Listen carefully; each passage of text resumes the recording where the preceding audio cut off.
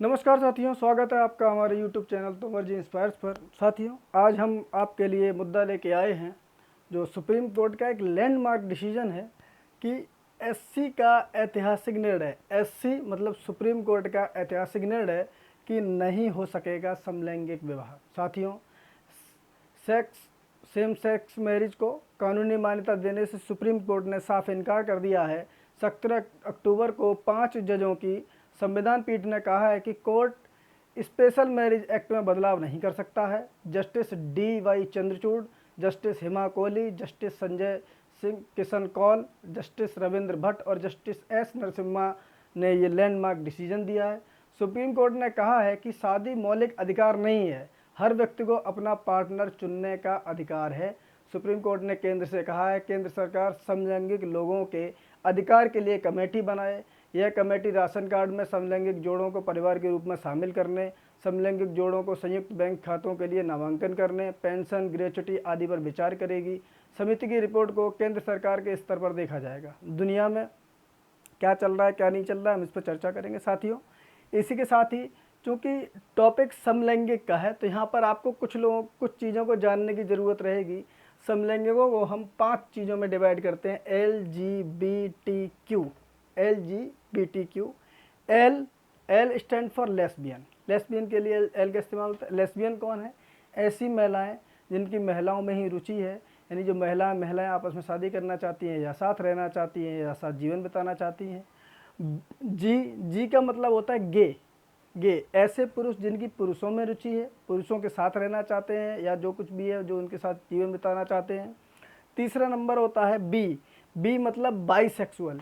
ऐसी महिला या पुरुष जिनकी महिला और पुरुष दोनों में रुचि होती है उनको बाइसेक्सुअल कहते हैं। अगला है टी, ट्रांसजेंडर। ऐसा आपने देखा होगा कि बच्चा जब इस तरीके का होता है तो पैदा होते समय वो कुछ और लिंग का था, लेकिन पैदा होने के बाद उसको लगता है कि मैं उस लिंग का नहीं हूँ, किसी दूसरे लिंग का हूँ। और कई भारत में तो ऐसे कम ही केस मिलते हैं, लेकिन विदेशों में ऐसे केस मिलते हैं कि वो अपना लिंग ही परिवर्तन करा लेते हैं। ऐसे लोगों को ट्रांसजेंडर कहते हैं। अगला है क्वीर ऐसे होते हैं जो तो ना अपने आप को लेस्बियन मानते हैं, ना गे मानते हैं, ना बाइसेक्सुअल मानते हैं, ना ट्रांसजेंडर मानते हैं, यानी उनको पता ही नहीं होता है कि वो मेल है या फीमेल है। ऐसे लोगों को क्वीर की कैटेगरी में डाला गया है।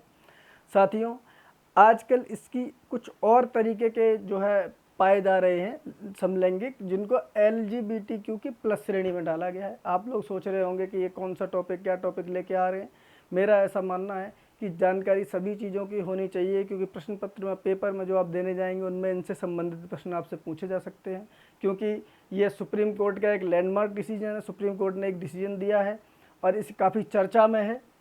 ये 17 अक्टूबर की डेट काफ़ी लैंडमार्क है, इसीलिए इसके बारे में जानकारी होनी चाहिए। साथियों, इसी के साथ साथ हम आपको बताते चलें कि इसी 17 अक्टूबर को 5 जजों की संविधान पीठ ने 3-2 से ये फैसला सुनाया है, जिसके बारे में हमको जानकारी होनी चाहिए।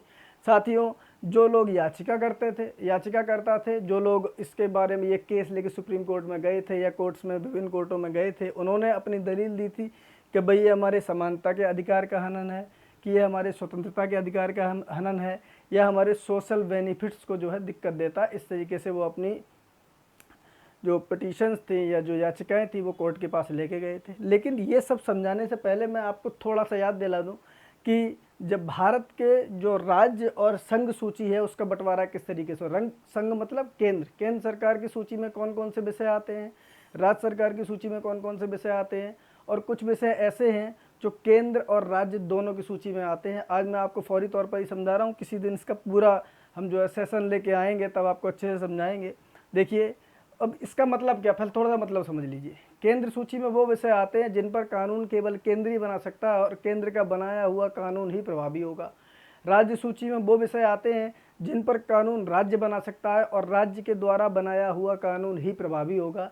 लेकिन एक बीच की सूची होती है समवर्ती सूची, जिसमें ऐसे कानून होते हैं जो केंद्र सरकार भी बना सकती है और राज्य सरकार भी बना सकती है। राज्य सरकार कोई सी भी बना सकती है, लेकिन उस क्षेत्र में अगर दोनों ने कानून बना रखा है तो केंद्र वाले कानून को प्रभावी माना जाएगा। तुम कहोगे सर क्या बात चल रही है, किस बारे में बता रहे हैं। जैसे केंद्र सूची में आप देखेंगे सेना केंद्र का विषय है। आप देखते होंगे Indian army, Indian air force, Indian navy, इन पर किसका अधिकार चलता है? केंद्र का सरकार चलता है, यानी इनके लिए कानून केंद्र सरकार ही बना सकती है। उसके बाद बैंकिंग सिस्टम, इस पर भी कानून जो है केंद्र सरकार ही बना सकती है। मुद्रा, यानी कि जो आपकी रिजर्व बैंक या इस तरह की मुद्रा संबंधी नीतियां हैं वो केंद्र सरकार बनाती है।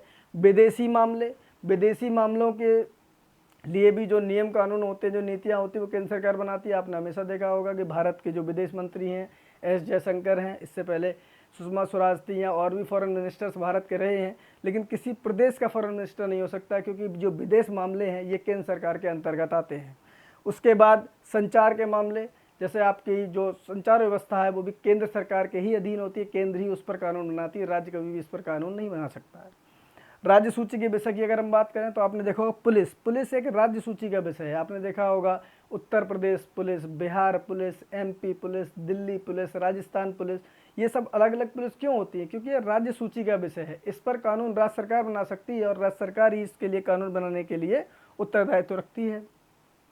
कृषि, कृषि पर कानून भी राज्य सरकारें ही बनाती हैं। अगला है आपका सिंचाई, सिंचाई पर जो है कानून ये भी राज्य सरकारें बनाती है। लेकिन समवर्ती सूची के विषयों को जरा आप देखें, जैसे शिक्षा है, शिक्षा पर कानून जैसे हम उत्तर प्रदेश में रहते हैं तो उत्तर प्रदेश सरकार बना सकती है और केंद्र सरकार ही बना सकती है। लेकिन अगर दोनों कानून कोलैप्स करेंगे, आपस में टकराएंगे, तो वहाँ पर जो कानून मान्य होगा वो केंद्र सरकार का ही कानून मान्य होगा। इसी तरह आप देखेंगे वन विभाग में भी राज्य सरकारें भी कानून बनाती हैं, केंद्र सरकारें भी कानून बनाती हैं। लेकिन एक ही चीज़ के लिए अगर कानून बनाया गया है तो वहाँ पर जो है केंद्र सरकार का बनाया हुआ कानून प्रभावी होगा, राज्य सरकार का कानून प्रभावी नहीं होगा, उसको निष्क्रिय मान लिया जाएगा।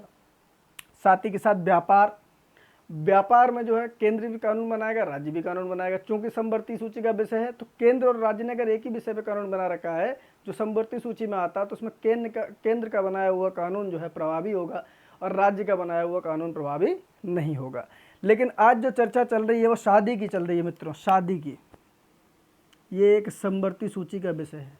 अब चूंकि ये विषय समवर्ती सूची का है तो इसके लिए कानून केंद्र सरकार भी बना सकती है और राज्य सरकार भी बना सकती है। लेकिन अगर दोनों ने एक ही, जैसे LGBT समलैंगिक विवाह पर ही राज्य सरकार भी कानून बना दे और केंद्र सरकार भी कानून बना दे तो केंद्र सरकार का बनाया हुआ कानून जो है प्रभावी माना जाएगा, राज्य सरकार का बनाया हुआ कानून प्रभावी नहीं माना जाएगा।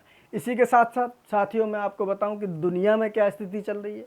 तो दुनिया में देखिए, सबसे पहले फ्रांस ने 1791 में फ्रांस ने होमोसेक्सुअलिटी को अपराध की लिस्ट से बाहर किया था। इस तरह आप यूरोपियन कंट्रीज़ में अगर जाएंगे या फिर जहाँ पर यूरोपियन की मानसिकता जो कंट्री लेके चलते हैं वहाँ पर जाएंगे तो आप ये देखेंगे कि होमोसेक्सुअलिटी को वो लोग अपराध नहीं मानते। जिस तरह आपके सामने उदाहरण है, समलैंगिक विवाह को मंजूरी देने वाला पहला देश नीदरलैंड है। साथियों ये क्वेश्चन प्रतियोगी परीक्षाओं के लिए भी बहुत ज़्यादा इम्पोर्टेंट है।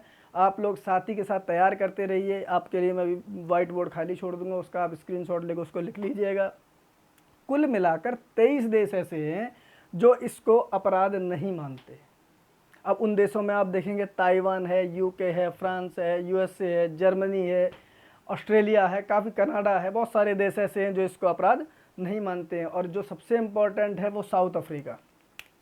साथियों साउथ अफ्रीका जो है, दक्षिण अफ्रीका जो अफ्रीका महाद्वीप में सबसे नीचे बसा हुआ देश है, वो भी इसको अपराध नहीं मानता है। मैंने क्यों कहा साउथ अफ्रीका इम्पोर्टेंट है?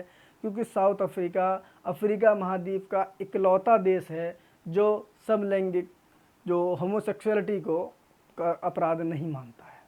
अब अपराध मानता कौन है? अब आप यहाँ पर देखेंगे पाकिस्तान, अफ़गानिस्तान, UAE मतलब संयुक्त अरब अमीरात और कतर, मॉरिटानिया जैसे 5 देश शरिया अदालतों के तहत समलैंगिक संबंधों पर मौत तक की सज़ा सुना सकते हैं। इसके अलावा अब जैसे हमने यहाँ 3 सूची की बात की, केंद्र सूची, राज्य सूची, समवर्ती सूची, इसी तरह से 3 तरह के देश हमने आपकी लिस्ट में रखे हैं जो होमोसेक्सुअलिटी को गलत नहीं मानते। उन 33 देशों की बात मैंने कह दी। जो होमोसेक्सुअलिटी को एकदम जघन्य अपराध मानते हैं उन 5 देशों की बात हमने कर दी। इसमें ईरान का भी थोड़ा हिस्सा शामिल है, इस तरीके के सीरिया जैसे देश शामिल है, इनका थोड़ा हिस्सा शामिल है। लेकिन अब बात करते हैं बीच के देशों की, जैसे जो लोग गलत तो मानते हैं पर इतना भी गलत नहीं मानते हैं कि उक्त व्यक्ति को मौत की सज़ा दी जाए। तो उन देशों में 71 देशों का नाम है। 71 देशों में समान लिंग संबंध विभिन्न अपराधों की श्रेणी में आते हैं, जेल भी हो सकती है, लेकिन यहाँ पर मौत की सज़ा का प्रावधान नहीं है। अब आप साथियों थोड़ा सा सोच लीजिए कि ये जो इतना बड़ा लैंडमार्क डिसीजन जो सुप्रीम कोर्ट ने दिया है, तो इसमें कौन कौन से जस्टिस शामिल हैं, हमारे कौन कौन से माननीय जजों ने, सुप्रीम कोर्ट के जजों ने ये फैसला सुनाया है। तो सबसे पहले हमारे जस्टिस डी.वाई. चंद्रचूड़, दूसरे नंबर पर जस्टिस कौल, तीसरे नंबर पर जस्टिस भट्ट, चौथे नंबर पर जस्टिस नरसिम्हा और पाँचवें नंबर पर justice Kohli. Justice D.Y.. Chandrachud और उसके बाद जो जस्टिस कौल लिखे हुए हैं, इनका पूरा नाम है जस्टिस संजय किशन कौल। उसके बाद जस्टिस भट्ट जो मैंने आपके लिए लिखा हुआ है, जस्टिस भट्ट, उनका पूरा नाम है जस्टिस रविंद्र भट्ट। उसके बाद जस्टिस नरसिम्हा जो है, ये है चौथे जज, और पांचवी जज हेमा कोहली, जस्टिस हेमा कोहली। साथियों, इन चारों ही जजों ने अपना अपना फैसला सुनाया, ये भी इम्पोर्टेंट है, चारों जजों ने अपना फैसला सुनाया है, लेकिन जस्टिस हेमा कोहली ने अपना फैसला नहीं सुनाया है। तो साथियों, इसी के साथ साथ मैं आपसे ये कहना चाहता हूँ, अगर इस तरह का कोई भी व्यक्ति हमारे समाज में होता है तो उसके लिए जो है हम लोगों को हे दृष्टि से नहीं देखना चाहिए। व्यक्ति की अपनी अपनी मानसिकता होती है, अपनी अपनी शारीरिक बनावट होती है, कौन कैसे रहता है, उप व्यक्तियों को सम्मान देना चाहिए, महिला हो, पुरुष हो, ट्रांसजेंडर हो या LGBT का कोई मेंबर हो, उनको हम लोगों को हे दृष्टि से नहीं देखना चाहिए, उनके मन में हीन भावना नहीं आनी चाहिए और उनको प्यार से रखना चाहिए, समाज में वही स्थान देना चाहिए जो हम सामान्य महिला पुरुषों को देते हैं। इसी के साथ साथियों, अपना सेशन ख़त्म करते हैं। आप लोग चाहें तो इसका स्क्रीनशॉट ले सकते हैं और इनको आगे पढ़ सकते हैं। साथियों, तब तक के लिए बहुत बहुत धन्यवाद। कल आपसे मिलते हैं इसी सेशन में, इसी समय। तब तक के लिए बहुत बहुत धन्यवाद।